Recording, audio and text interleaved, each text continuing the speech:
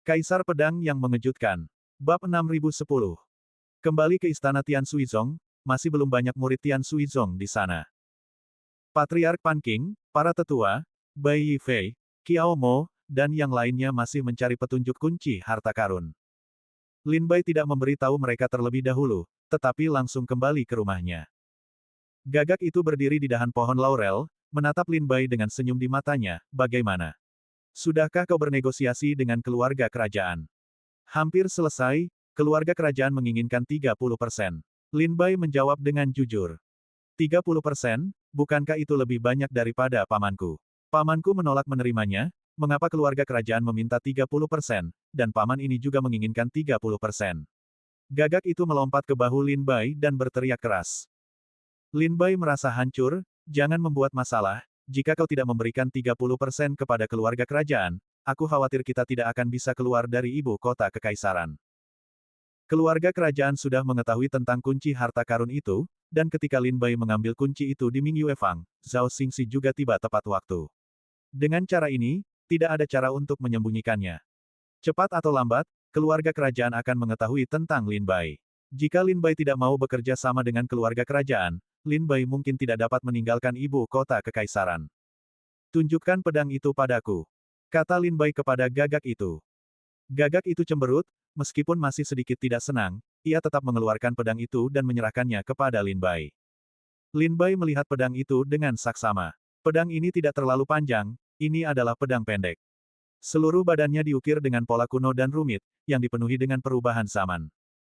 Lin Bai melihat pedang itu beberapa kali, mencari tanda angka yang dikatakan Kaisar Chu.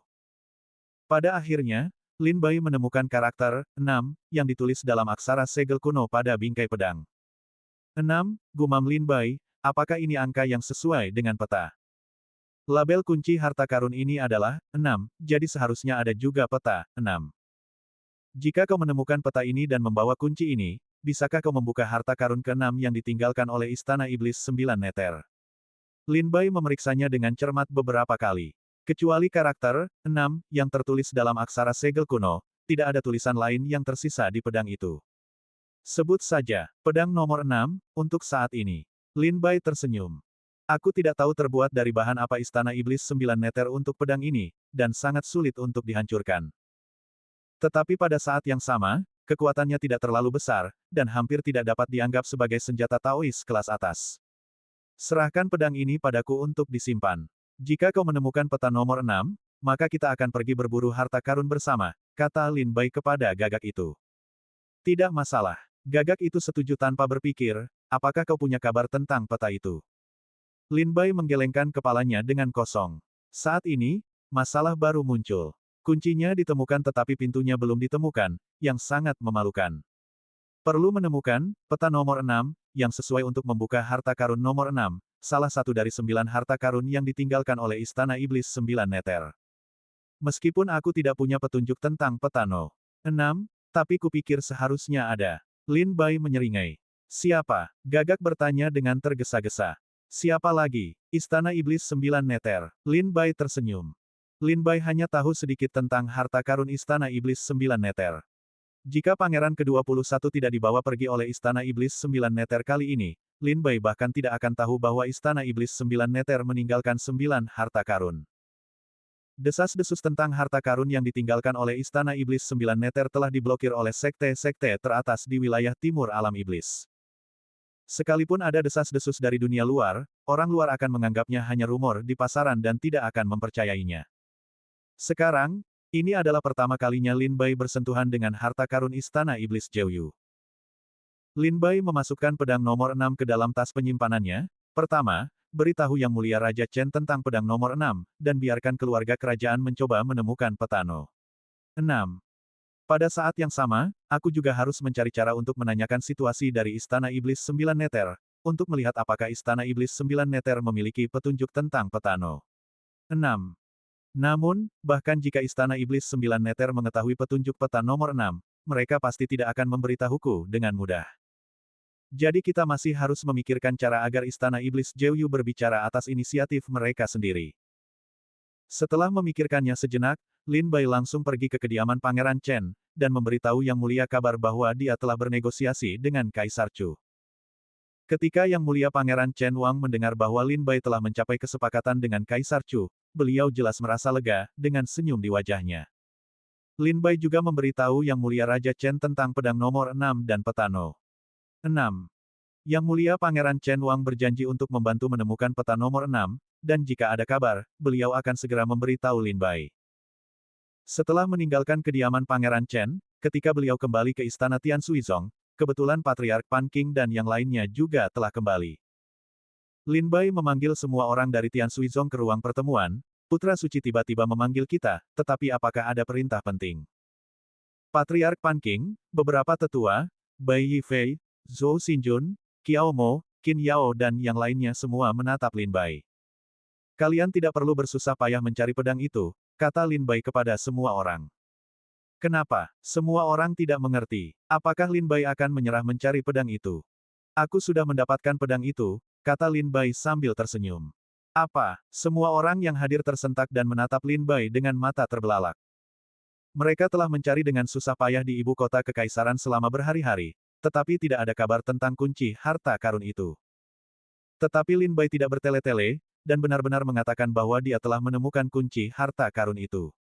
Saudara Sengxi, apakah ini benar? Bai Yifei tidak bisa menahan diri untuk bertanya. Tentu saja benar, jawab Lin Bai dengan tegas. Bai Yifei, Zhou Xinjun, Qiao Mo, Qin Yao, dan yang lainnya tidak bisa menahan kegembiraan di wajah mereka. Bahkan ekspresi Patriark Pan Qing sedikit terharu, dengan kegembiraan tersembunyi di matanya. Lin Bai berkata, semuanya, jangan terlalu senang, aku akan memberitahu kalian kabar buruk selanjutnya. Kabar apa? Semua orang bingung di dalam hati mereka. Mendapatkan kunci harta karun itu adalah hal yang membahagiakan. Mengapa masih ada kabar buruk? Lin Bai berkata kepada Patriark Pan Qing, meskipun kunci harta karun ada di tanganku, keluarga kerajaan sudah mengetahuinya. Apakah keluarga kerajaan sudah tahu? Patriark Pan Qing dan semua orang di Sekte Tian Sui tiba-tiba terdiam. Tentu akan lebih baik jika Lin Bai diam-diam mendapatkan kunci harta karun itu. Tetapi sekarang keluarga kerajaan sudah tahu, keluarga kerajaan jelas tidak akan hanya menonton Tian Suizong menemukan harta karun Istana Iblis Jiuyu, tetapi juga akan memanfaatkan kesempatan ini untuk tumbuh dan menjadi kekuatan yang dapat membagi wilayah negara Chu. Lagi pula, 100.000 tahun yang lalu, Tian Suizong ditindas oleh negara Chu karena terlalu kuat dan ingin membagi dunia dengan negara Chu. Kali ini penindasan berlangsung selama 100.000 tahun. Itulah mengapa aku pikir Tian Suizong tidak bisa mendapatkan harta karun Istana Iblis Jiuyu, jadi aku memutuskan untuk bekerja sama dengan keluarga kerajaan. Lin Bai berbicara tentang kerja sama dengan keluarga kerajaan. Semua orang di Sekte Tian Sui sangat tidak senang di permukaan ketika mereka mendengar bahwa mereka akan bekerja sama dengan keluarga kerajaan. Lagi pula, tidak akan ada yang mau berbagi kue sebesar itu dengan keluarga kerajaan Chu.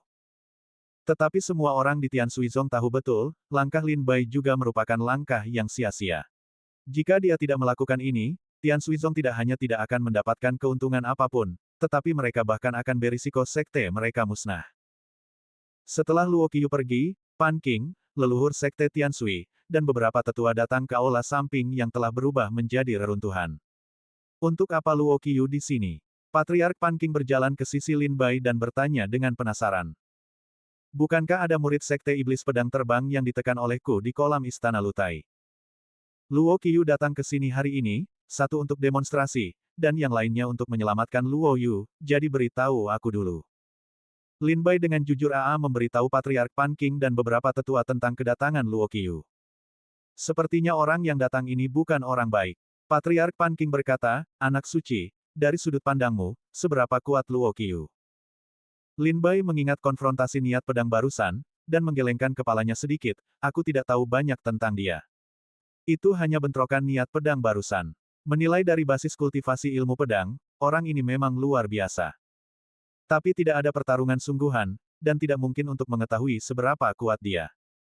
Orang ini juga setuju untuk bertarung denganku di dunia perburuan. Lin Bai tersenyum. Ketika Patriark Pan Qing dan beberapa tetua Sekte Tian Sui mendengar kata-kata itu, raut wajah mereka langsung berubah muram. Penunjukan seorang putra suci dari sekte yang makmur sama sekali berbeda dengan penunjukan dari sekte teratas. Putra suci yang dibina oleh sekte yang makmur pastilah salah satu naga dan phoenix di antara orang-orang, jenius di antara para jenius, dan orang yang paling sombong di antara yang sombong. Putra suci harus berhati-hati, aku merasa Luo Qiu tidak mudah dihadapi. Patriark Pan Qing mengingatkan. Sulit dihadapi, tapi tidak terlalu sulit. Lin Bai tersenyum lagi, tidak terlalu memikirkannya. Setelah sekitar seperempat jam, pedang terbang Lin Bai terbang kembali melalui udara dan mendarat di telapak tangan Lin Bai.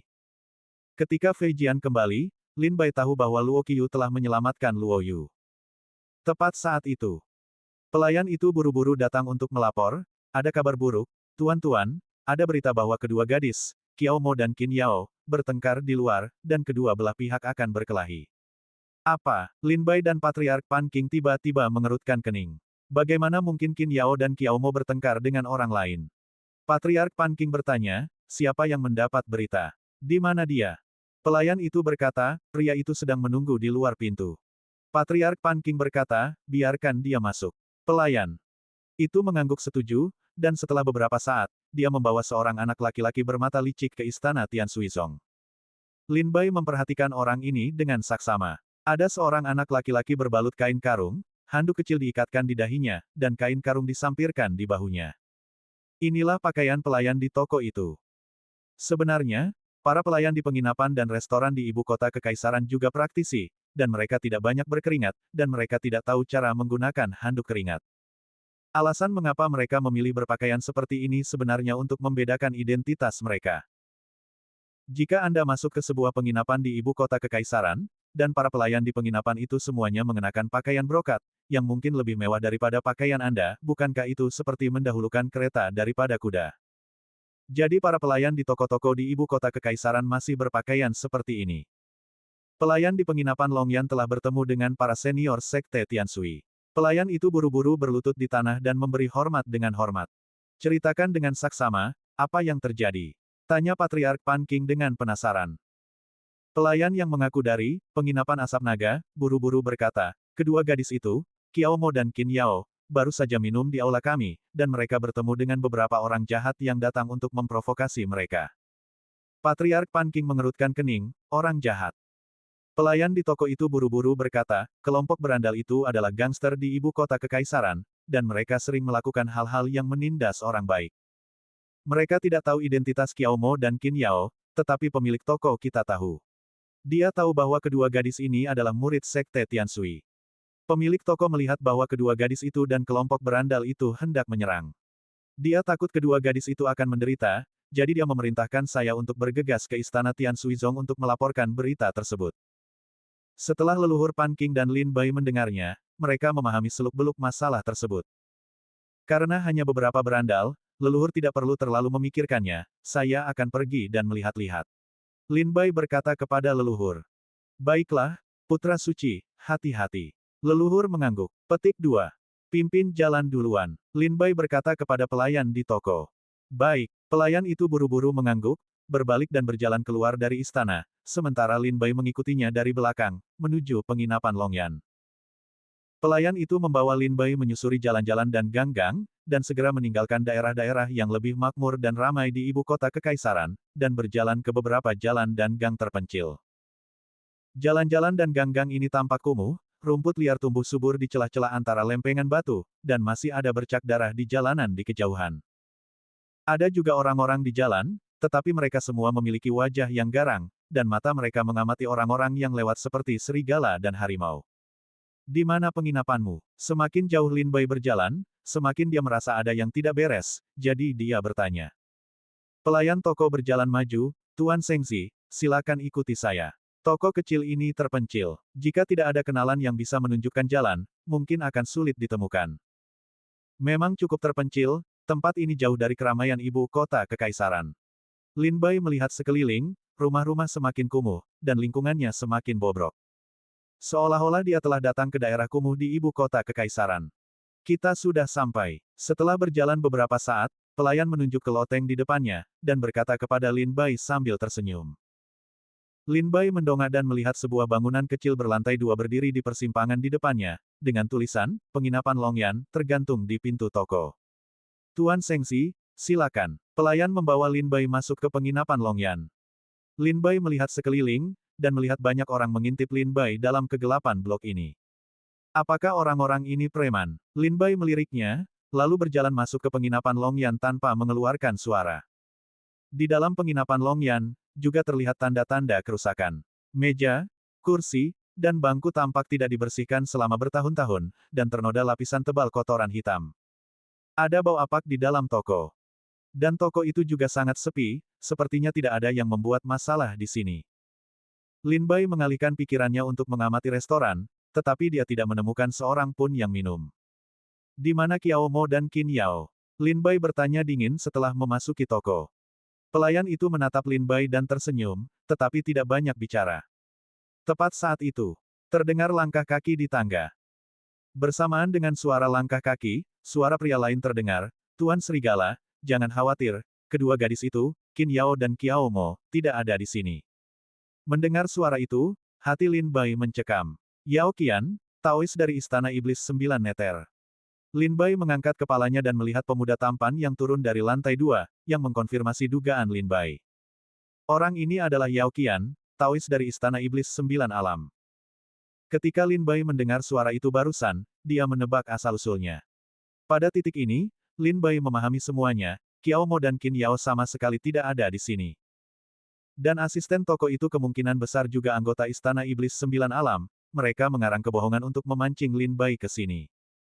Jika Yang Mulia berpikir bahwa Anda dapat mengalahkan saya dengan memancing saya ke sini, maka Anda terlalu meremehkan saya. Setelah mengetahui tipu daya mereka, Lin Bai tidak marah, tetapi tertawa kecil. Tidak, tidak, tidak. Taois Yao Qian buru-buru menggelengkan kepalanya dan melambaikan tangannya setelah turun dari tangga. Aku sudah melihat cara-cara Tuan Serigala, jadi aku tidak ingin melawan Tuan Serigala lagi. Aku masih ingin menyelamatkan kepalaku untuk makan dan minum. Taois Yao Qian tersenyum lebar, dan dia menunjukkan kelemahan saat membuka mulutnya, tetapi Lin Bai tahu dalam hatinya. Sebagai Taois Istana Iblis Jeoyu, kekuatan Yao Qian jelas tidak lemah. Jika itu benar-benar pertarungan hidup dan mati, dia pasti juga memiliki harta dan cara untuk menahan Lin Bai.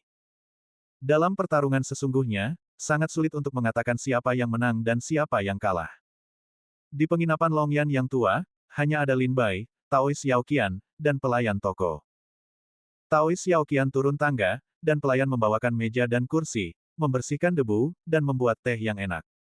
Silakan. Setelah Taois Yao Qian duduk, dia mengajak Lin Bai untuk duduk juga. Jangan khawatir, Tuan Serigala, tidak ada orang lain di sini selain kita bertiga. Aku tidak mengatur agar para pendekar dari Istana Iblis Sembilan Neter menyergap di kiri dan kanan, dan tidak ada racun dalam teh. Tuan Serigala bisa tenang. Taois Yao Qian melihat wajah Lin Bai yang acuh tak acuh, dengan ekspresi waspada, jadi dia menjelaskan sambil tersenyum.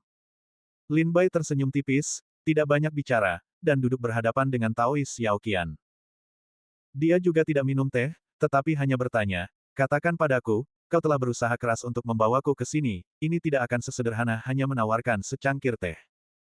Taois Yao Qian meminum secangkir teh sendiri, Tuan Serigala pasti sudah menebak tujuan undanganku. Pedang itu sangat penting bagi Istana Iblis Sembilan Neter, dan Istana Iblis Sembilan Neter tidak akan membiarkannya lepas. Jika Markis Lang bersedia menyerahkan pedang itu kepada kami, Istana Iblis Sembilan Neter tentu akan berterima kasih dengan hadiah besar. Taois Yao Qian juga tidak membuang waktu, langsung memberitahu Lin Bai tujuannya. Lin Bai juga memiliki beberapa dugaan dalam hatinya. Lagi pula, ketika dia bertemu Kaisar Chu, dia sudah menduga bahwa Istana Iblis Jeoyu akan menemukannya cepat atau lambat. Tapi Lin Bai tidak menyangka, tangan dan kaki Istana Iblis Sembilan Neter begitu cepat, mereka menemukannya hari ini, yang membuat Lin Bai lengah. Di mana Pangeran ke-21? Lin Bai tidak menjawab pertanyaan Yao Qian, tetapi malah menanyakan keselamatan Pangeran ke-21. Jangan khawatir, Tuan Serigala, kecuali benar-benar diperlukan. Istana Iblis Sembilan Neter tidak akan membunuh Pangeran ke-21. Lagi pula, membunuh Pangeran ke-21 akan menimbulkan banyak masalah bagi Istana Iblis Jeoyu. Taois Yao Qian terus mengatakan bahwa dia tidak akan membunuh Pangeran ke-21, kecuali jika itu, sebagai upaya terakhir. Tetapi jika Istana Iblis Jeoyu benar-benar dipaksa ke dalam situasi putus asa, Istana Iblis Jeoyu pasti akan mengambil risiko. Taois Yao Qian melihat bahwa Lin Bai tampaknya khawatir tentang keselamatan Pangeran ke-21, jadi dia tersenyum dan berkata, "Bagaimana kalau begini, Tuan Serigala berikan pedang itu padaku, dan aku akan membebaskan pangeran ke-21. Bagaimana? Haha, Lin Bai tertawa, menatap Tao Xiaoqian dan berkata, aku harap kau bisa membunuh pangeran ke-21 secepat mungkin. Tao Xiaoqian terdiam sejenak, Lin Bai tidak ingin menyelamatkan pangeran ke-21. Kenapa? Kematian pangeran ke-21 tidak akan menguntungkan Tuan Serigala, kan? Tao Xiaoqian bertanya dingin. Apakah ada keuntungan bagiku jika pangeran ke-21 tidak mati? Lin Bai balik bertanya. Ekspresi Tao Xiaoqian membeku. Lin Bai benar, hidup dan mati pangeran ke-21 tidak berarti apa-apa bagi Lin Bai. Apakah dia mati atau tidak ada hubungannya dengan Lin Bai. Lin Bai melihat perubahan di wajah Tao Xiaoqian, dan tiba-tiba mencibir dari lubuk hatinya. Tampaknya Yao Qian mempercayainya. Dengan cara ini, dia tidak akan bisa memerasku dengan pangeran ke-21. Alasan mengapa Lin Bai berkata, aku berharap Istana Iblis 9 Neter membunuh Pangeran ke-21, adalah untuk membuat Tao Xiaoqian memiliki ilusi, bahwa Lin Bai tidak peduli dengan urusan pribadi Pangeran ke-21. Dalam hal ini, Tao Xiaoqian tidak akan bisa mengancam Lin Bai dengan nyawa Pangeran ke-21. Tao Xiaoqian menarik napas dalam-dalam, Tuan Serigala, mari kita tetapkan harga. Selama Istana Iblis Jeoyu mampu membayarnya, kita tidak akan pernah menawar. Lin Bai terkekeh, apakah harga yang ditawarkan Istana Iblis 9 Neter sebanding dengan nilai sebuah harta karun? Wajah Tao Xiaoqian muram, giginya terkatup rapat, dan pipinya menggembung. Kalau begitu, katakanlah, Tuan Serigala benar-benar tidak berencana untuk berdamai dengan Istana Iblis Jeoyu. Apakah Tuan Serigala benar-benar berencana untuk bertarung sampai mati dengan Istana Iblis 9 Neter? Menjadi musuh abadi. Tao Xiaoqian mengangkat kepalanya dengan ekspresi bangga, aku tidak takut untuk mengatakan yang sebenarnya kepada Tuan Serigala.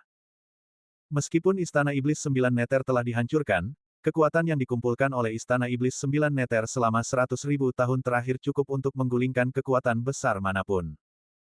Jika Istana Iblis 9 Neter benar-benar ingin membunuh Tuan Lang, negara Chu tidak dapat melindungi Anda, dan Sekte Tianshui tidak dapat melindungi Anda. Tampaknya Istana Iblis Jeoyu telah memulihkan banyak vitalitas. Hati Lin Bai terasa suram.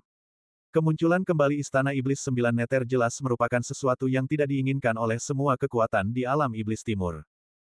Bagaimanapun, sekte-sekte makmur dan sekte-sekte teratas di wilayah timur alam Iblis adalah musuh Istana Iblis 9 Neter.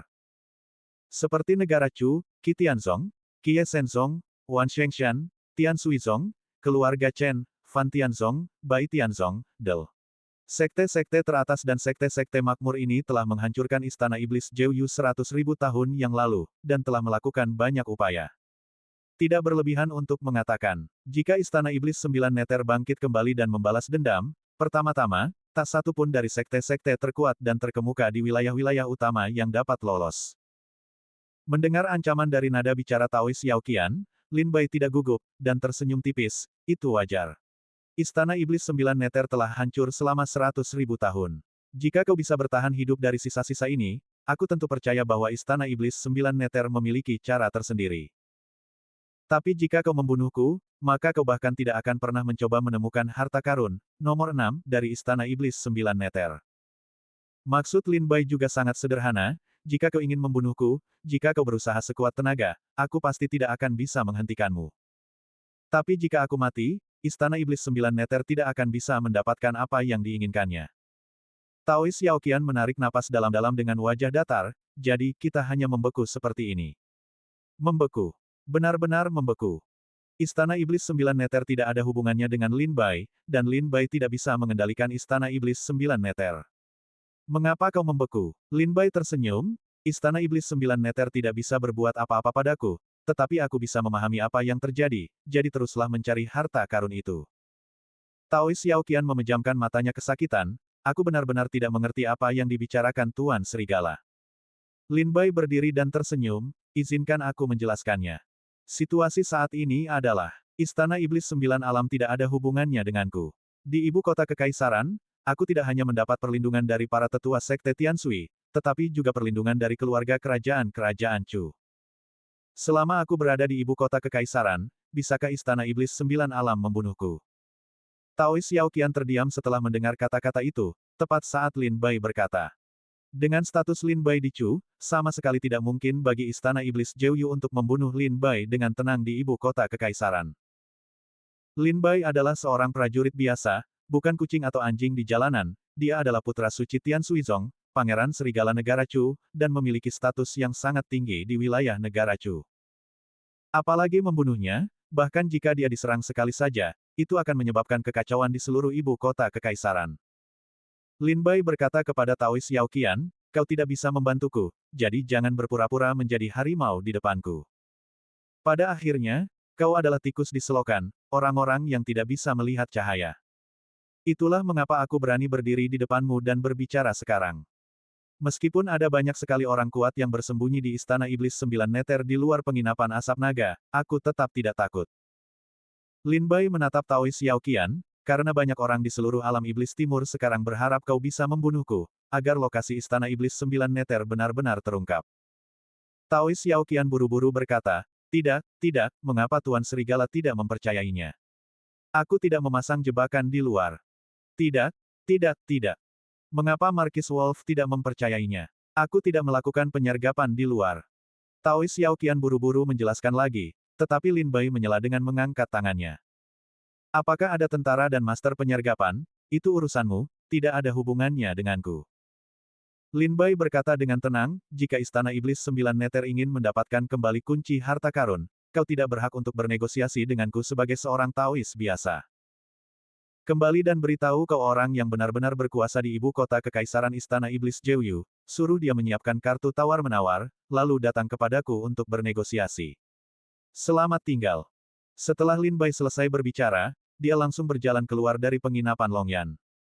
Pelayan itu menyipitkan matanya, dan mencoba menghentikan Lin Bai, tetapi dihentikan oleh Taois Xiao Qian. Taois Xiao Qian hanya menatap Lin Bai seperti itu, berjalan keluar dari penginapan Longyan, dan meninggalkan tempat itu. Tepat setelah Lin Bai pergi, lebih dari 20 orang kuat tiba-tiba muncul di penginapan Longyan tua dan berkumpul di samping Taois Xiao Qian. Tao Zi, biarkan dia pergi begitu saja.